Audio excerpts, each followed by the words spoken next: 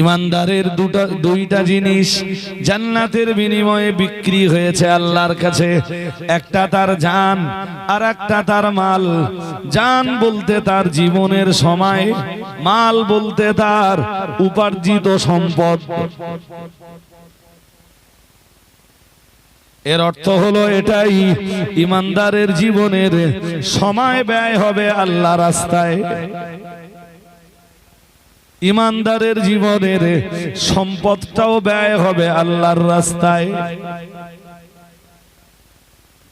ইমানদারের জান যেহেতু আল্লাহ রাস্তায় বিক্রি হয়েছে, তাই ইমানদারের জীবনের সময় তাসের আড্ডায় কাটবে না, জুয়ার আড্ডায় কাটবে না, মদের আড্ডায় কাটবে না, সিনেমার আসরে কাটবে না, ক্রামবোর্ডের আড্ডায় সময় নষ্ট হবে না।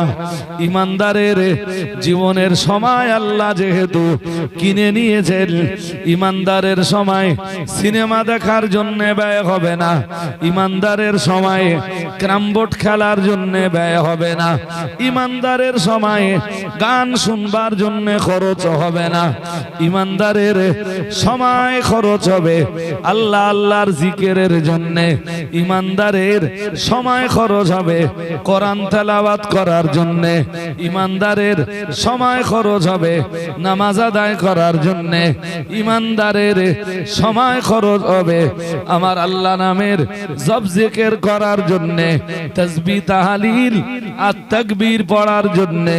ইমানদারের সময় কখনোই শয়তানের পথে খরচ হবে না। আর যে ইমানদার ঈমান আনার পরেও তার জীবনের সময় শয়তানের পথে ব্যয় করবে, সেই ইমানদার আল্লাহর কাছে ধরা পড়বেই। সেই ইমানদার একবার আল্লাহ রাস্তায় তার জান আর মালকে বিক্রি করে দিয়ে যদি তার জীবনের সময়ে এখন যদি সে শয়তানের পথে ব্যয় করে, সে আল্লাহর কাছে চিটিংবাজ রূপে গণ্য হবে। ইমানদারের জান আর মাল আমি জান্নাতের বিনিময়ে কিনে নিয়েছি।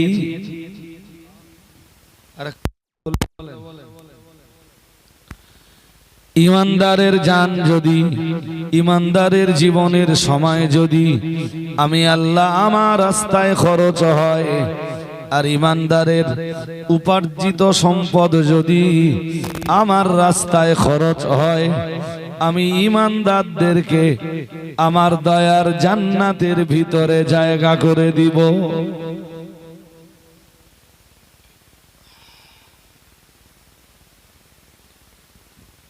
সির্ফ দুইটা জিনিস, এক মুখস্থ করুন, এদের দিকে মন দেন। ওরা লাইভটা ঠিকঠাক দিতে পারলে আপনারা এখানে বসে যত মানুষ শুনছেন, হয়তো লাইভে এর চেয়ে বেশি মানুষ শুনবে। তাহলে সুযোগটা ওদেরকে করে দিতে হবে। আমরা বললাম আল্লাহ ইমানদারের জান আর মাল আপনি কিনে নিয়েছেন, বিনিময়ে ইমানদারদেরকে কি দিবেন আল্লাহ? মহান আল্লাহ বললেন বিআন্না লাহুমুল জান্নাহ, বিনিময়ে আমি আল্লাহ ইমানদারদেরকে জান্নাত নসিব করে দিব।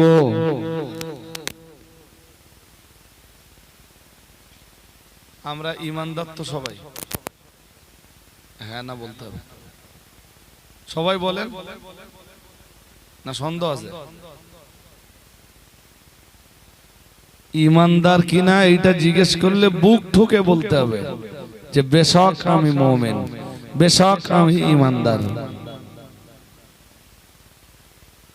পৃথিবীতে ইমানদারের সম্মান, এহকালে ইমানদারের সম্মান, পরকালেও ইমানদারের সম্মান। সুবহানাল্লাহ। আর একটু মন খুলে বলুন না। এই জন্য আমরা নিশ্চয়ই ইমানদার, দেয়ার ইজ নো ডাউট, সন্দেহ নেই। সন্দেহ আছে?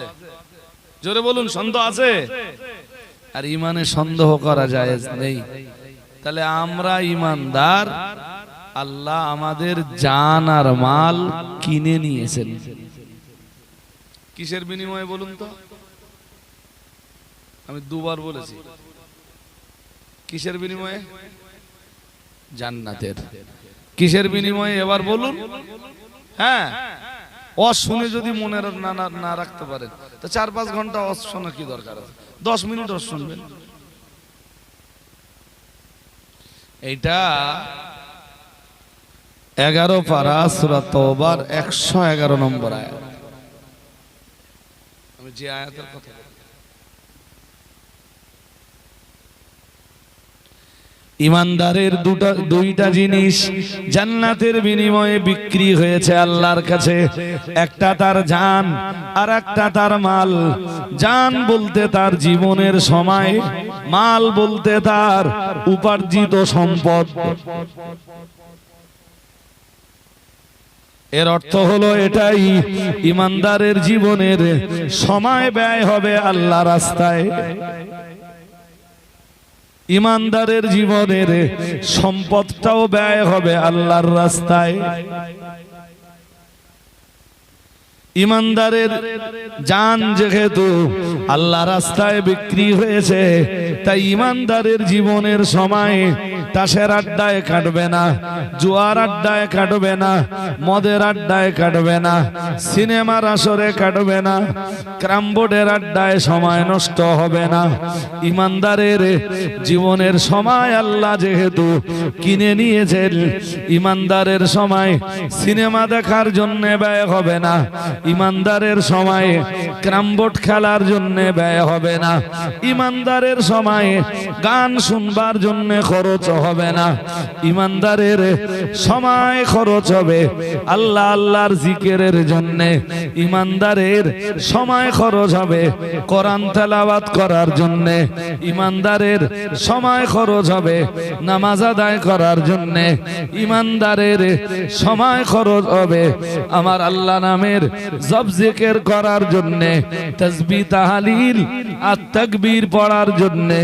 ইমানদারের সময় কখনোই শয়তানের পথে খরচ হবে না। আর যে ইমানদার ঈমান আনার পরেও তার জীবনের সময় শয়তানের পথে ব্যয় করবে, সেই ইমানদার আল্লাহর কাছে ধরা পড়বেই।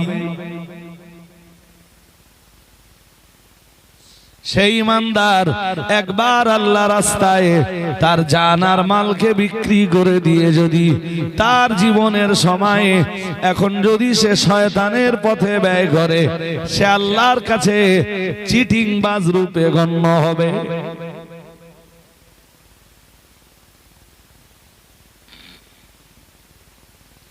একটা জমি যদি আমি প্রথমবার এই ভাই সাহেবের কাছে বিক্রি করি, পরের বার যদি আবার ওই একই জমি ওই ভাই সাহেবের কাছে বিক্রি করি, এই লোকের কাছ থেকে টাকা পয়সা নেওয়া হয়ে গেছে, পাশের আর এক ভাই এসে বলছে হুজুর জমি কত হইতেছে? না বললাম 2 লাখ টাকা করে কাটা। তাহলে আমার দিলে আমি 2.5 লাখ টাকা করে কাটা দিতাম। এই লোকের কাছে টাকা পয়সা কিছু নিয়ে ফেলেছি, পরে ওই লোকের কাছে জমি বিক্রি করে দিয়েছি। লোকে আমার ভালো বলবে না চিটিংবাজ? এটা ভালো বুঝতে পেরেছেন? জীবনের সময় তো আল্লাহ ইমানদারের কাছ থেকে কিনে নিয়েছেন। এখন যদি জীবনের ওই সময়ে আবার শয়তানের রাস্তায় ব্যয় হয়, তখন আমি ভালো মানুষ না চিটিংবাজ?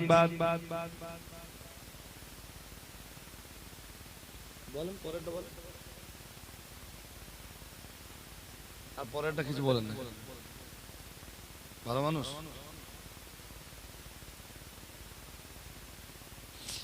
জীবন বিক্রি করে দিয়েছি কার কাছে? এতক্ষণ ধরে তাই শোনালাম।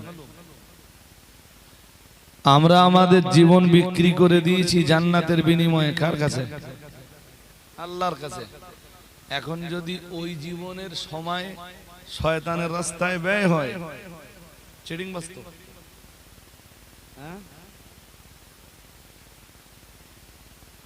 কন্ডিশন, অধিকাংশ মানুষের কন্ডিশন তো তাই।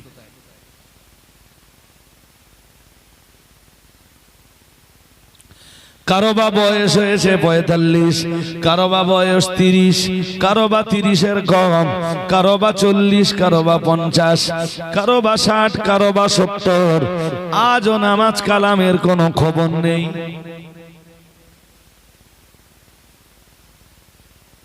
আছে না নেই?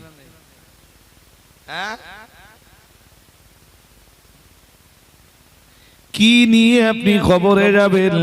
আপনার কবরে যাবার সম্বলটা কি?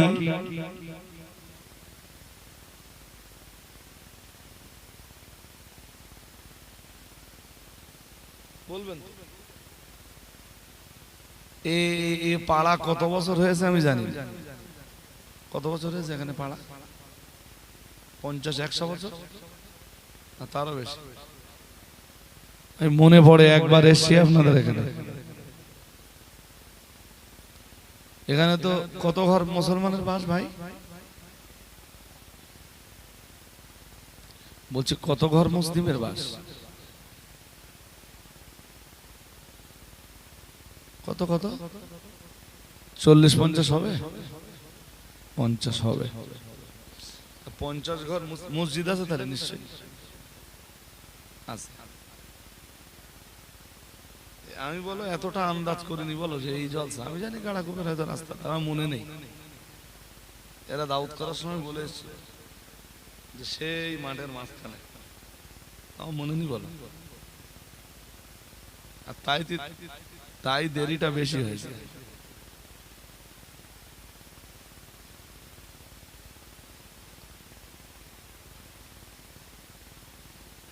নামাজি কজন? শুক্রবার না,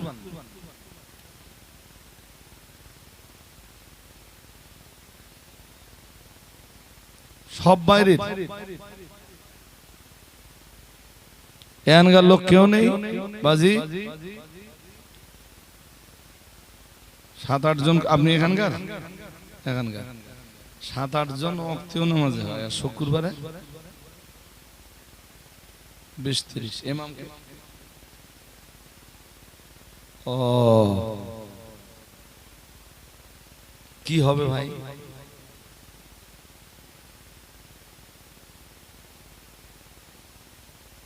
হাসরের মাঠে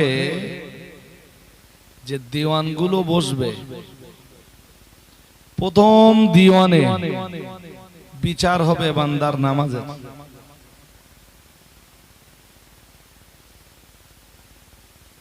কিসের বলুন তো?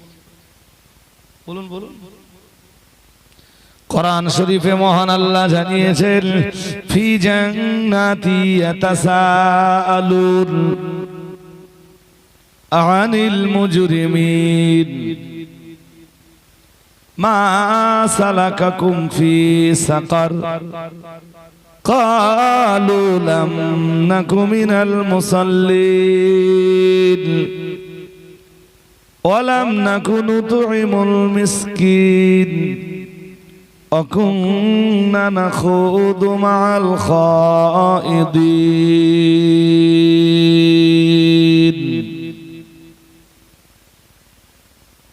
আমার কাছে বেশিক্ষণ ওয়াজ শুনতে হবে না, অল্পক্ষণ ওয়াজ শোনেন, কিছু কথা বোঝেন।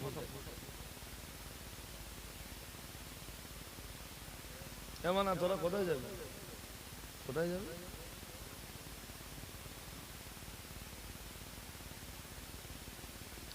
সূরা মুদ্দাসসির। কোন সূরা? মুদ্দাসসির, 29 পারা। এটা সূরা মুদ্দাসসিরের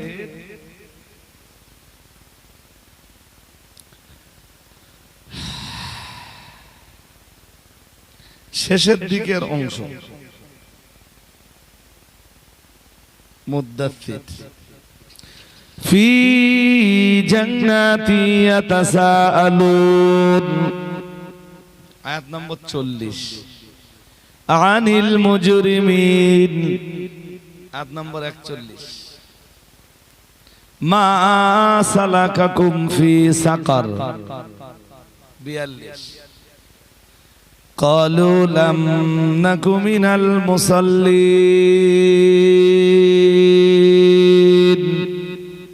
43 40 41 42 আর কোন সূরা এই যে মহান আল্লাহ জানিয়েছেন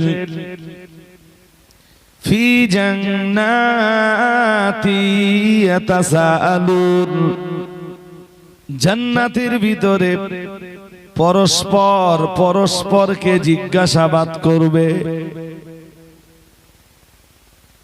কোথায় জিজ্ঞেস করবে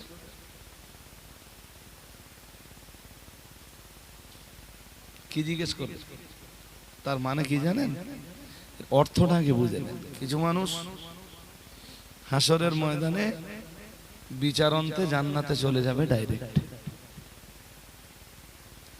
আবার কিছু মানুষ বিচারন্তে জাহান্নামী হয়ে যাবে পাপের দায়ে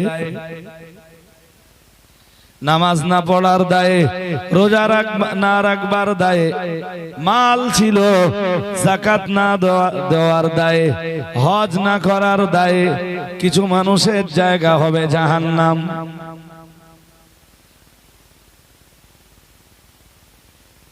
কিন্তু তাদের ঈমান আছে ঈমান তো ঈমান তো বিশ্বাস লা ইলাহা ইল্লাল্লাহ সবাই পড়ুন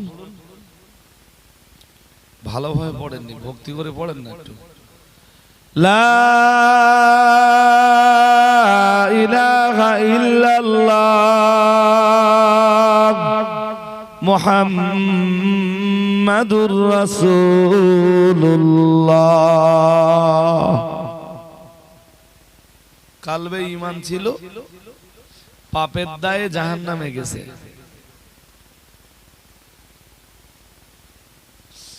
তা ওদের এই ঈমানটা থাকার কারণে না জাহান্নামের আগুনে শাস্তি টাস্তি পাওয়ার পরে কেউ না কেউ ওদের জন্য যে সুপারিশ করবে সুপারিশ করবে করে জাহান্নাম থেকে ওদেরকে বার করে আনবে ফি জান্নাতি ইয়াতাসাআলুন আনিল মুজরিমিন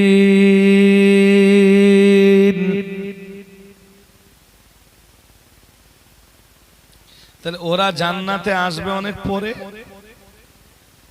হ্যাঁ কিনা বলে আমার দিকে কি মনোযোগ হারিয়ে ফেলেছে না আরে বাবা একদল তো জান্নাতে ফার্স্ট টাইম চলে গেছে আর একদল জান্নাতে আসছে জাহান্নাম